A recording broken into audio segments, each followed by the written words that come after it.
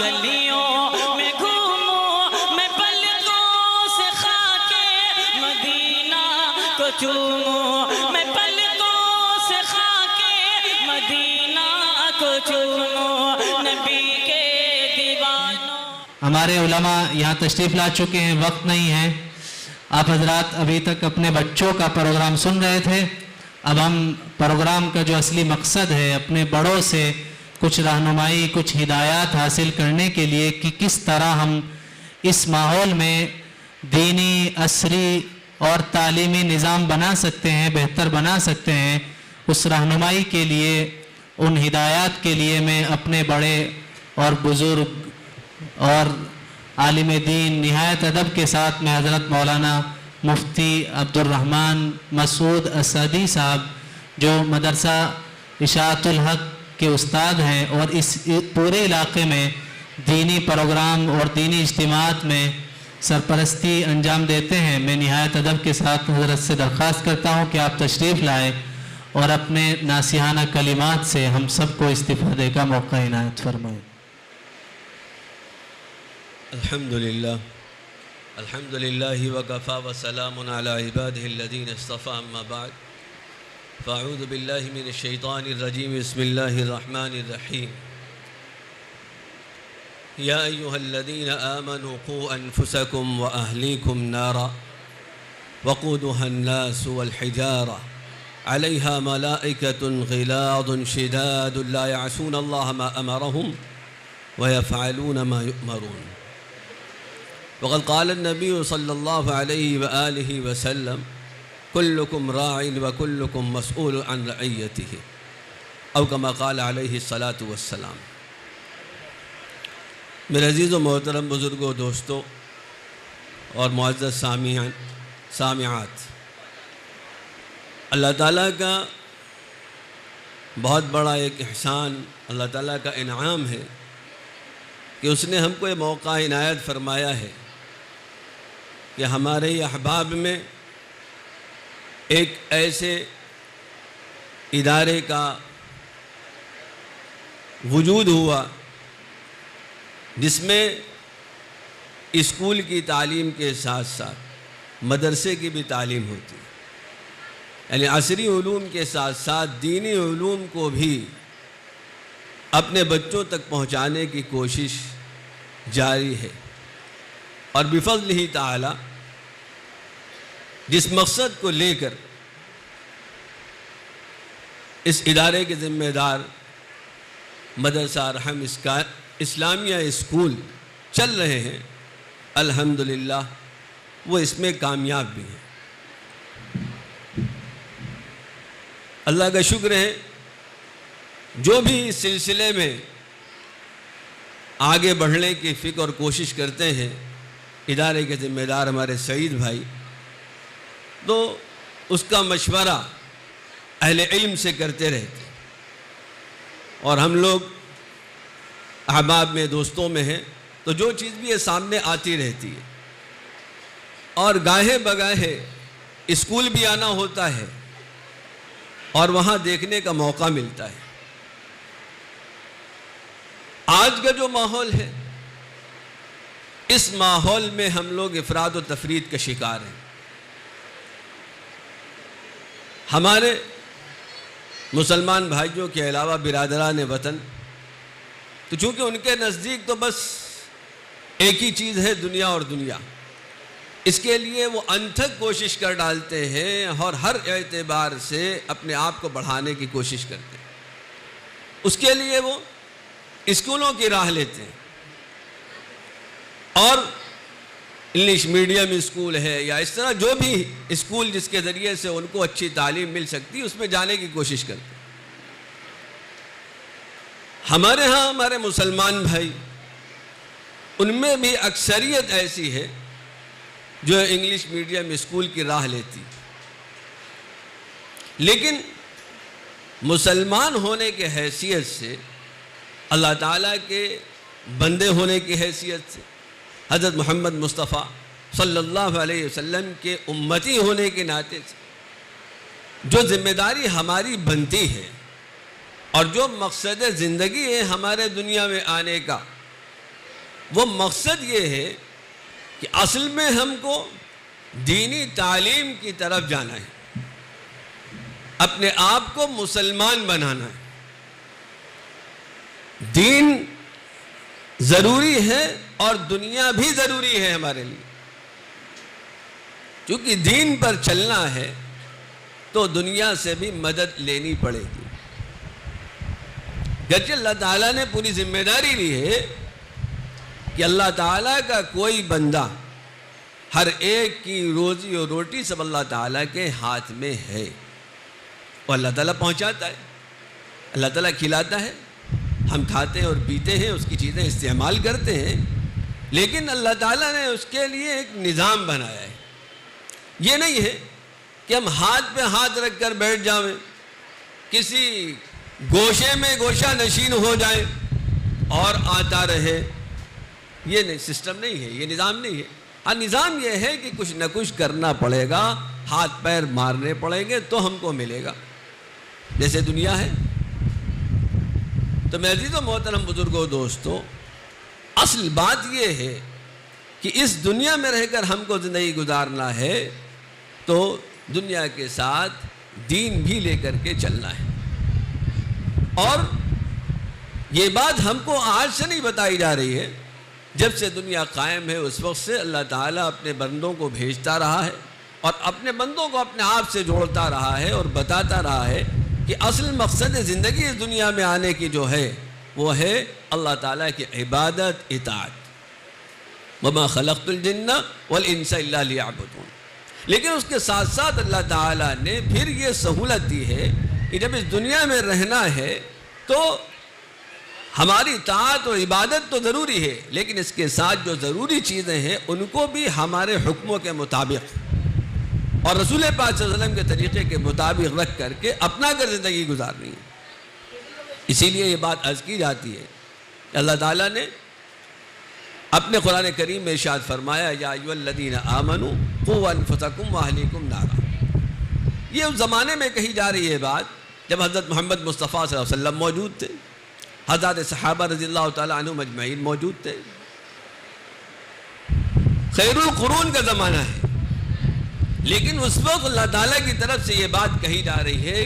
کہ اے ایمان والو، یعنی جو لوگ ایمان لا چکے ہو، یا ایھا الذین آمنوا قوا انفسکم واہلیکم نارا، اپنے آپ کو بچاؤ آگ سے، جس کا ایندھن وقودھا الناس والحجارہ، جس کا ایندھن لوگ ہیں اور پتھر ہیں، والحجارۃ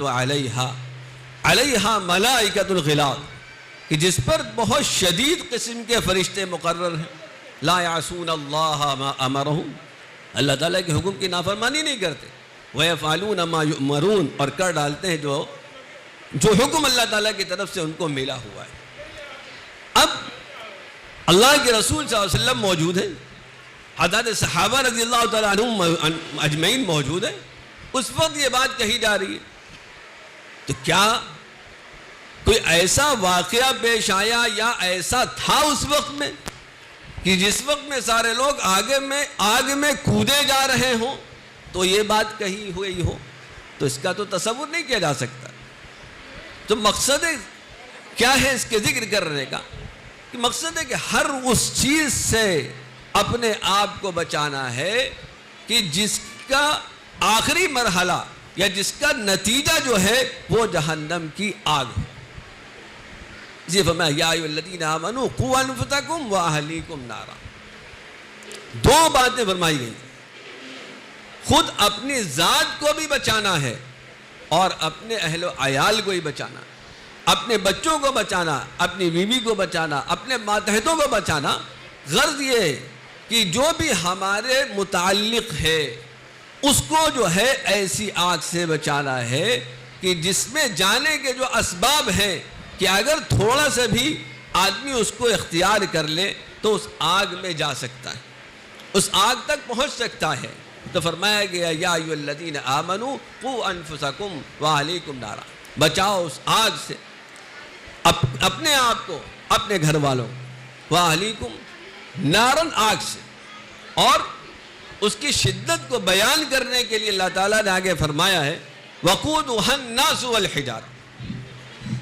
ایک تو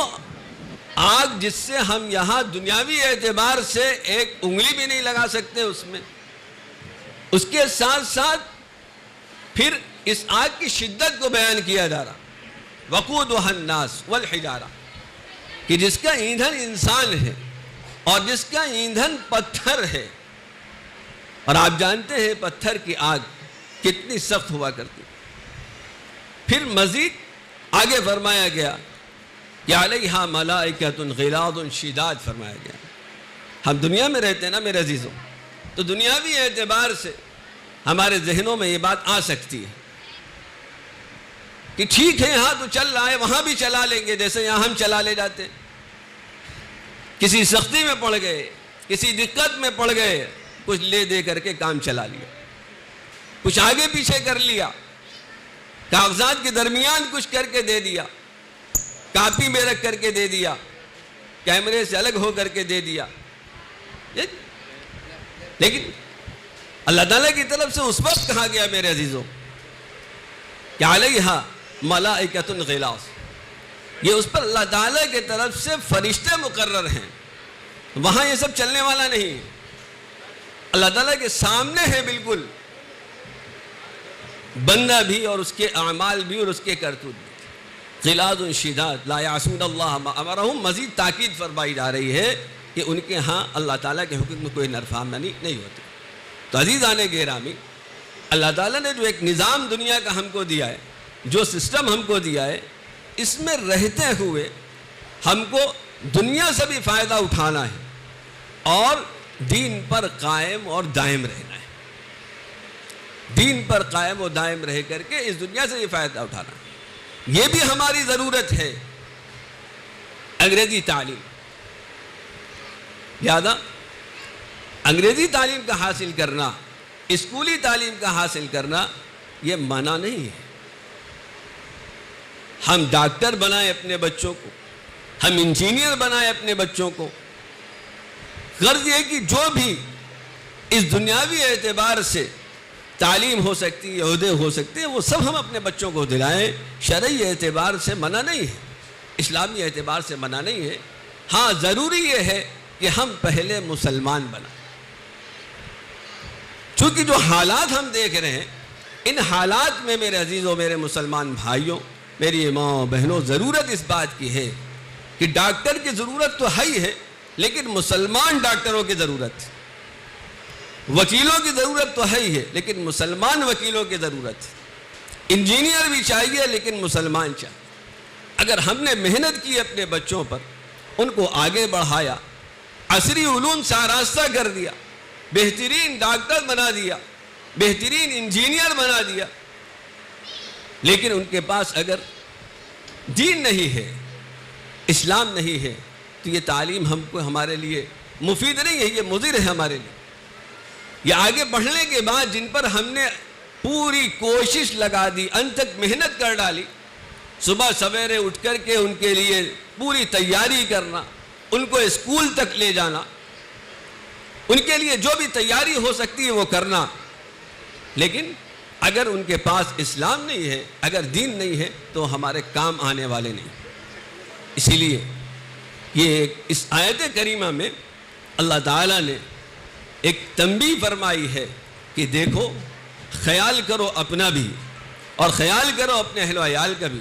اور خیال کرو اپنے آس پڑوس کے لوگوں کا بھی۔ غرض یہ کہ جو بھی تمہارا متعلق ہے اس کا خیال کرو کہ اس آگ سے بچ جائیں جس کا ایندھن انسان ہے، جس کا ایندھن پتھر ہے، جو سخت ترین آگ ہے۔ کیونکہ انسان صرف خود دین حاصل کر لے، خود اسلام کو قبول کر لے، خود ایمان والا ہو جائے، مسلمان بن جائے، اللہ تعالیٰ کے سارے احکامات پر چل رہا ہو اور اس کو فالو کر رہا ہو، تو یہ اس دنیا میں رہ کر کے یہ ناکافی ہے، بلکہ اس کے لیے ضروری یہ ہے ایک ماحول پیدا کرنا ہے۔ اور وہ کہاں سے بنے گا؟ اپنی ذات سے بنے گا، اپنے گھر سے بنے گا، اپنی بیوی کو مسلمان بنانا پڑے گا، اپنے بچوں کو مسلمان بنانا پڑے گا، اپنے پڑوسیوں کو مسلمان بنانا پڑے گا۔ اور یہ کب ہوگا؟ جب ہم اپنے آپ کو اللہ تعالیٰ سے اور حضرت محمد مصطفیٰ صلی اللہ علیہ وسلم کی تعلیمات سے جوڑیں گے۔ جس کے لیے اس طرح کا انتظام کیا جاتا ہے، صرف مدرسے کا، صرف مکاتب کا، جس میں صرف دینی تعلیم ہوا کرتی ہے، اور ایسے اسکولوں کا جیسے کہ آج ہم یہاں پر مظاہرہ کر رہے ہیں، مدرسہ ارحم اسماعیلیہ اسکول اس کا نام رکھا گیا، اور الحمدللہ اس میں دونوں تعلیم جاری ہیں، عصری تعلیم بھی دی جا رہی ہے اور دینی تعلیم بھی بچوں کو دی جا رہی ہے، کہ بچہ آگے بڑھنے کے بعد جہاں وہ ایک ڈاکٹر بنے تو مسلمان ڈاکٹر ہو، صرف ڈاکٹر نہ ہو، انجینئر بن رہا ہے تو مسلمان انجینئر ہو، غرض یہ کہ جو بھی عہدے اس کے پاس ہیں اس لائن سے جس حد تک وہ جا سکتا ہے بلندی تک، اس بلندی تک جائے اور پھر وہ مسلمان ہو۔ یہ اصل محنت ہے اور ہر ایک کی ذمہ داری ہے کہ سب سے پہلے اپنے آپ کو مسلمان بنائے، اپنے بچوں کو مسلمان بنائے، اور پھر میرے عزیز و محترم بزرگوں دوستوں،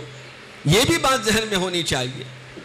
کہ جب یہ دنیا ختم ہوگی، اللہ کے سامنے حاضری ہوگی، تو دنیاوی اعتبار سے ہم نے اپنے اولاد کو کیا دیا ہے، یہ پوچھ تاچھ وہاں نہیں ہوگی۔ یہ نہیں پوچھا جائے گا کہ بنگلہ دیا تھا بنا کر کے نہیں دیا تھا، اس کے دنیاوی زندگی گزارنے کے اعتبار سے کچھ کیا تھا کہ نہیں کیا تھا، لیکن یہ ضرور وہاں پر پوچھ ہوگی کہ تم نے اس کو دینی تعلیم و تربیت دی تھی کہ نہیں تھی، دینی تعلیم و تربیت دی تھی کہ نہیں تھی۔ تعلیم کا مطلب کیا ہے؟ آج ہم تعلیم و تربیت، تعلیم کا مطلب یہ ہے اللہ تعالیٰ کے اوامر و نواہی جو ہیں، اللہ تعالیٰ کے جو احکامات ہیں کہ دیکھو ان باتوں کو اپنانا ہے، ان پر چلنا ہے، ان باتوں کو سیکھنا اور اپنے اولاد کو اور متعلقین کو سکھانا، یہ ہے تعلیم۔ اللہ تعالیٰ کی طرف سے جس بات سے منع کیا گیا ہے ان باتوں کو سیکھنا اور سکھانا، خود واقف ہونا اور اپنے اولاد کو اور متعلقین کو واقف کرانا، یہ ہے تعلیم۔ تربیت کیا ہے؟ تربیت یہ ہے کہ جب ہم نے نماز کا طریقہ معلوم کر لیا ہے تو اب نماز پڑھنا اور اپنے اولاد کو نماز پڑھانا، بتانا ان کو اپنے ساتھ میں کہ دیکھو نماز اس طرح سے پڑھی جاتی ہے، یہ ہے تربیت، یہ ہے تربیت۔ گناہوں سے بچنا، اس کی تعلیم حاصل کی ہم نے، جھوٹ بولنا منع ہے، یہ اللہ کے رسول صلی اللہ علیہ وسلم کی تعلیم ہے۔ اس کو حاصل کرنے کے بعد خود بھی جھوٹ سے بچنا، دھوکہ دینے سے بچنا، اور اپنے اولاد کو بتانا کہ دیکھو یہ جھوٹ ہے، اس سے بچنا ہے۔ اور ایک بات اور یاد رکھنے کی ہے میرے عزیزوں، کہ یہ مدرسے یا یہ اس طرح کا اسکول یہ تعلیم گاہ ہے جہاں تعلیم دی جاتی ہے۔ یہاں استاد تعلیم تو دے دیتا ہے، سکھا دیتا ہے، بتا دیتا ہے کہ یہ صحیح ہے یہ غلط، لیکن تربیت گاہ جو ہے وہ اس کی گھر ہے۔ ماں باپ بتائیں گے کہ اس پر عمل کیسا ہوگا۔ اس لیے اب یہاں پر ایک ذمہ داری یہ بھی آتی ہے کہ جو تعلیم بچے کو مل رہی ہے مکتب میں، مدرسے میں، اسکول میں، وہ اس تعلیم سے والدین کو بھی آگاہ ہونا چاہیے، معلوم ہونا چاہیے۔ مثال کے طور پر مدرسے میں یہ بات بتائی گئی کہ دیکھیے کھانا کھانا ہے تو دونوں ہاتھ دھونے چاہیے، کھانا کھانا ہے تو دسترخوان بچھانا چاہیے، کھانا کھانا ہے تو داہنے ہاتھ سے کھانا ہے۔ غرض یہ کہ یہ جو ترتیب بتائی جا رہی، سکھائی جا رہی ہے، مدرسے میں بتا دی گئی بچے کو، لیکن اب اس کی تربیت کہاں ہوگی؟ وہ گھر پر ہوگی۔ آپ نے بچے سے کہا کہ سناؤ مدرسے میں کیا بتایا گیا، آپ کے اسلامیہ اسکول میں کیا بتایا گیا، بچہ فرفر انشاءاللہ بتا دے گا، چونکہ اس کو یہ تعلیم دی گئی، اس کو سکھایا گیا۔ لیکن گھر میں اس کی تربیت نہیں ہو رہی ہے، کھانا اس انداز سے نہیں کھایا جا رہا ہے، ہاتھ دھلنے کا کوئی نظام نہیں ہے، جو جس میں لگا تھا آ گیا، نہ دسترخوان بچھایا جا رہا ہے، تو پھر یہ تعلیم ناکافی ہو جائے گی۔ لہذا ضروری ہے یہاں پر ماشاءاللہ بچے بھی موجود، ان کے والدین بھی موجود ہیں، کہ جو تعلیم یہاں پر ہم کو مل رہی ہے اس مدرسہ اسکول سے، اس تعلیم کو عملی جامہ پہنانے کے لیے اپنے بچوں سے معلومات کر کے پھر اسی انداز میں اپنے گھر کی زندگی کو بھی ڈھالنے کی فکر اور کوشش کرنا ہے انشاءاللہ العزیز. تب تو انشاءاللہ فائدہ ملے گا ہر اعتبار سے، ورنہ یہ چیزیں ہمارے لیے